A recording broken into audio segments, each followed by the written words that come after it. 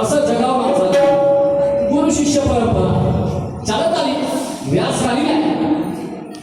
माझं गाणं आहे ते गुरुपौर्णिमेचं मी टाकलं आहे मागे फेसबुकवर, व्हॉट्सअपवर, अनेक लोकांनी बघितलं असेल नाही का. तर व्यास शिष्यांपासून हे गुरु शिष्य परंपरा चालत आली आहे आणि आजही चालवतो. पण काळानुरूप त्याचं स्वरूप बदलत असते. ते परिवर्तन प्रत्येक माणसाने स्वीकारणं गरजेचं आहे. आणि म्हणून म्हणायचं आहे